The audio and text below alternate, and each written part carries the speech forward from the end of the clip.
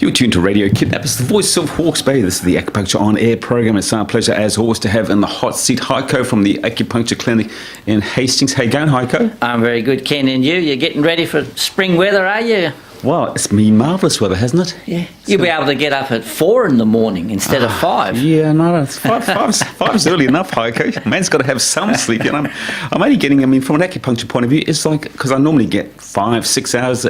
Is that enough sleep? Acupuncture, Chinese? Yeah, look, it depends on the person and constitution and age and all that. But look, as a general guideline, we'd say 7 hours of sleep. We say 1 hour for each, basically, like energy centre or gland centre. But also, in terms of, it's like, getting to bed at 10 o'clock is much better than getting to bed at 1 o'clock in the morning and having 8 hours sleep. I mean, you're better off, Yeah. Get a routine going. And there is some research or something that says that, a certain hormone and enzymes and things get released at midnight. Yeah. But only after you've been asleep for 2 hours and your body's in an alpha zone or something. So yeah, there is some truth to the old wives' tale that going to bed early is good for you. Right, early to bed, early to rise. Yeah. Anyway, two of the subjects that I don't like talking about at all, we covered one of them last week, is constipation. Yeah. Now, today you're going to talk about another subject which everyone gets, I suppose, in one way or another, irritable bowel syndrome. Right, yeah. What is that? Tell us about that.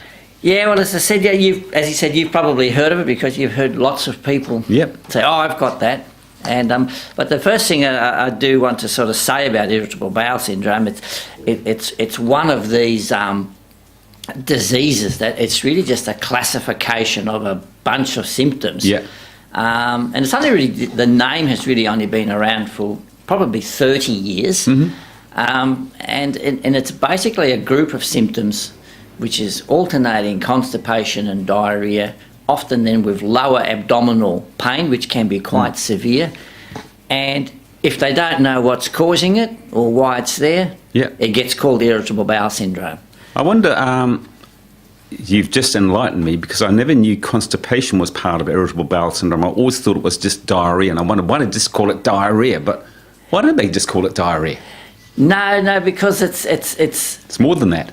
It's with the pain, but not everyone gets the pain. And I think what's happening is now that a lot of patients, they just get labelled, you've got irritable bowel syndrome. If you go in, I've had some diarrhoea for a few days, and so, well, you've got irritable bowel. Yeah.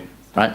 And you have to understand that it's not really a classification of it. It's just putting a bunch of symptoms together and just giving it and calling it something. Yeah. And then put a name on it, you feel a bit better about it. Yeah, and that's the ironic thing, because like I've spoken to patients, and it's like, and then it's like, oh, finally I know what I've got. I've got irritable bowel syndrome. I said, well, I said, all that means is that you've got alternating constipation and diarrhoea with a bit of pain. Yeah. It doesn't actually mean anything, apart from you could have called it XYZ syndrome. Yeah, and you'd be happy. Yeah. What causes it? Is it caused by stress? Look, there's definitely a stress component to it, but many patients will say they eliminate the stress, or that they have a pretty happy home environment, they have a pretty good work situation, the kids are cruising through life, they're not really stressed, and then they get told, oh, it's stress, but they go, well, I don't actually feel stressed. So, oh, you need to do yoga and relaxation and go to the gym, and they do all that, but it doesn't actually help. But others will tell you that definitely a stressful situation will make it worse. Yeah. Like busy at work with deadlines, or a demanding boss, or too many clients, or not enough clients, or too much travelling with work. These things that wear you down, and then they get the symptoms of the So you can be living a total stress-free life and still get it. So the bottom line is no one knows what causes it. And sometimes people do say there's a dietary component. But then what was interesting with the irritable bowel, because it has been around for so long, and there is no real, how would you say, a Western medical treatment that actually helps or works. They get a bit of try some relaxation, try some dietary changes, run some more tests, can't find anything. But they did some research. It was like quite a landmark research, actually in Australia, in Sydney, and that would have been in the early 90s, using Chinese herbs and irritable bowel syndrome. And what was interesting about this, it was one of the first types of research too, where they had basically sort of 3 control groups. They had one where the patients were just given something that they didn't know. It was just a simple herb like licorice powder or something, but they didn't know what was in it, right? And then there was another group that they gave like a standardised formula that treats, we say, like stress and from the liver, and that can treat those type of symptoms. And then the third control group all saw an individual practitioner who diagnosed them and then worked out a program or a herbal course over a time frame of maybe a couple of months. So they had individualised, special, unique treatment for that person. So what was the outcome?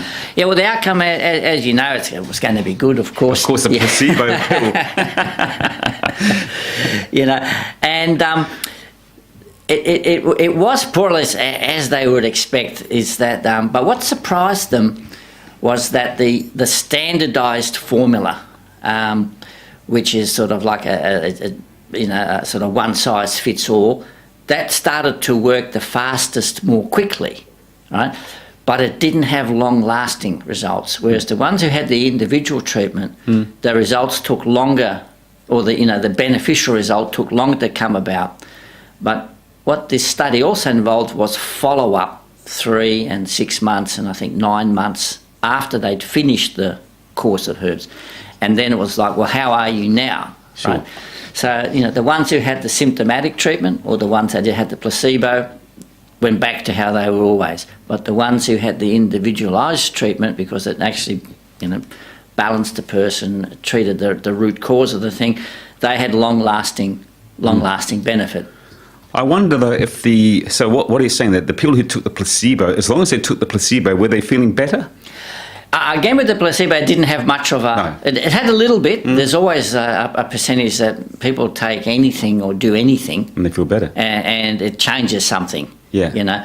And that percentage was quite low. But yeah, I can't tell off the top of my head what it was, but it definitely did do something. And I guess, like we spoke last week about constipation, I guess in this particular instance, when we've got irritable bowel syndrome, that it will be the herbs that would be the more prescribed treatment from an acupuncturist, or would you use the needle as well? No, well, I would use the acupuncture as well. Yeah. In particular, I do acupuncture. We know it's very useful for stress, or it basically is helping your body to be healthier, stronger, improve your general constitution, so that you can deal with the stresses. I mean, of course, it never makes the angry boss go away, but it makes you stronger, so that it doesn't affect you and so forth. And we say that it regulates your liver, or helps the stomach and the spleen or whatever, to just improve your ability to just deal with day-to-day life stresses. Now, I know at least half a dozen people in my immediate circle who suffer from IBS. So you must be flat out with people with IBS. Is that the case?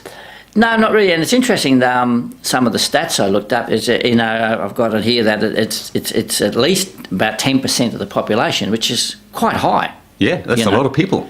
And I guess there's varying degrees to it. Some people would have it really severe, and some people have it a little bit and just put up with it, but other people, would, have real trauma and, struggle to go out or enjoy themselves, or really struggle to get through work or whatever. But then what we find is that a lot of people just still don't know that acupuncture and or Chinese herbs can help with it. I mean, if you go to the health food store, you look on Google, there's a couple of things like slippery elm and peppermint oil or peppermint tea, that might help a little bit, some of the symptoms, but it's not getting to the root cause of it. Yeah, it's funny though, isn't it? You've been around a long time. Everyone knows, particularly the listeners. And this research has been around for just getting on to 30 years. So why aren't people flocking to you? Well, I think it's basically people don't know, and I guess there's other reasons. There's always some people who they might be scared of needles or don't want to take herbs, or it's too expensive or too far away, or they can't take the time off work, or there's other reasons. But I think the main one is that people are just not aware of it, and that's I feel really privileged in that I've got the opportunity with this show is to just get that information out there. Because we have acupuncturists and who are all around the country. Yeah. So it doesn't matter where you are, there'd be somebody there that can help you out. . I wonder though, if I put you in the ring with a nutritionist, who would win? Because they would say that irritable bowel or constipation is a nutrition thing, and they might not suggest that. They go and see you. Yeah. They might suggest. Yeah, I can understand that, but then again, it's because that's what they do, because it's and they will believe that it's always a nutritional thing, whereas Chinese medicine will say is that a nutritional or a bad diet is sometimes part of the process. We have a few guidelines, like with diet, that sometimes they're a little bit different to the modern naturopathic or the modern nutritionist view of diet. Yeah. So then that's you'll find that some nutritionists now, or dietitians, they're very big on having the raw foods. You need lots of cold raw foods because it has all the vitamins in it, and cooking it will kill the vitamins. But I look at it, we've been cooking food for 3,000 years. Yeah, that's right. That's why we invented fire. Yeah. I wonder though if and this is, we always have this question, how long is a bit of string, but from an acupuncture point of view, being treated with the needle and with the herbs, as opposed to, say, going purely on a nutrition level, who would I get better, quicker under? You? Again, I couldn't say, Yeah. because there's so many variables of, there's 50 different types of diet and things that you could do, and then you have the different. Some people do a 2-week nutrition course, and some people do a 4-year naturopathic, bachelor's degree. So you couldn't really can't put a number on say. And again, also the same, with the acupuncture and herbs, you have different levels of experience, and then the patients themselves. Some people, it's quite severe. But in the main, with the people that you've treated in the past, let's say someone who's got serious IBS comes along to you and says, look, I need your help. Yeah. Are you going to be saying to them, look, it might be a month, it might be 2 months, but you're going to start feeling better in how long? Yeah, I would say that if it was quite a severe case, I would be saying 2 to 3 months of treatment. Yeah. But you probably will be starting to notice some change after maybe 6 or 8 sessions. And it tends to not just get better. It tends to be I had it really bad for 3 days this week. I still had it bad for 3 days this week, but it wasn't as bad. It was only bad twice this week. So it sort of gets a bit better, sort of in a sort of an up and down way, and then they sort of find, I found that the whole last week I was actually quite okay. But then I had one bad relapse last night. Yeah. But then you can sort of see that it's on its way, instead of just switching off and fixing itself. Okay, so in traditional diagnostic terms, is there more than one course? There is more than one course. The common one, though, within traditional Chinese medicine is the liver is the culprit. We say the liver is the organ particularly associated with stress, anger, irritability, impatience, / hatred, resentment, all these type of things that block up the liver, right? And then if that makes then the liver get excess, we have a condition that we call the liver attacks sideways. It attacks the digestive system, and so if it overloads, it attacks there, then it causes stagnation, more blockage creates pain, blockage creates constipation, then it gets released, you get diarrhea, and then the process starts again. Okay, what's stress according to a traditional viewpoint? Stress can be any imbalance of the emotions. Where Chinese medicine says is that there's sort of 7 major emotions, and they all generate heat, and they all cause problems, excess conditions, blockages, and so forth. And that's why we look at like worry is a stress, sadness is a stress, just overthinking, analysing, that's a stress. Irritability, anger, all these things are a stress. And sometimes, you have a mix of all of them. And sometimes a patient is just more prone to, as I said, you've probably met the people, Yeah. He's always angry and irritable about something. Yeah. I just wonder, what's the difference between, say, stress and adrenaline? I was watching some guys on YouTube the other night, and they were climbing sheer rock faces. Yeah. And I don't think they were even tied on. Right. They were probably doing that out of a sense of pure adrenaline. Yeah. And they were probably excited and having a whole bunch of fun. I was stressed. Yeah, just watching. In a bad sort of way, just watching them. So, so obviously they had a different sort of stress, but they were enjoying it. Why I think that type of stuff can still take a toll because those type of flight and fight, like you're being chased by a bear, or you're fighting in the ring with a boxing or something. There's cortisol and all these different type of stress hormones are getting released in large amounts, and eventually that will drain you. It's like while you're younger or while you're healthier, stronger constitution, you can deal with it. And this is why, you hear about people, when they were younger, they could deal with, they could drive around the car on the racetrack and do this, and then go to a board meeting and then do this, and then, go climbing up a mountain. But then, and now they can't, now they're actually a bit worried about just going to an interview, because they feel too nervous. I wonder why that is. Yeah. Well, I think, you've drained your chi, you've drained your level of, and also they talk about like adrenal fatigue and burnout and stuff like that. And can't you fill it up again, or is that another program in its own right that getting your chi back? Can you do that? Yeah. Of course. I mean, you're not going to reverse the clock. No.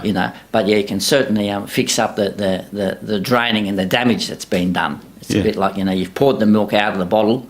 Now you want to fill it up again. Yeah. But then you've got to make sure that it stays full and not like gets emptied really quickly again. Yeah. Too right. Just about out of time. You got a song for us. What is it? Yeah. Well, I've got a song for you, and again, I don't know if I'm in the good books or not with you, but it's a song by the Doobie Brothers from their album The Captain and Me, and the song is I think it's just pronounced Ukiah, and it merges into the other song The Captain and Me. Well, before I can tell you what I know about it, just remind our listeners, we want to come and see you for some acupuncture, particularly for irritable bowel syndrome, or in fact anything, because there's not a thing that acupuncture can't help in one way or another. Where are you? Yeah, I'm in Hastings, 206 Charles Street. Go to my website, acu123.co.nz. Well, apart from the Doobie Brothers and you, I haven't heard of anyone else who's heard of this song.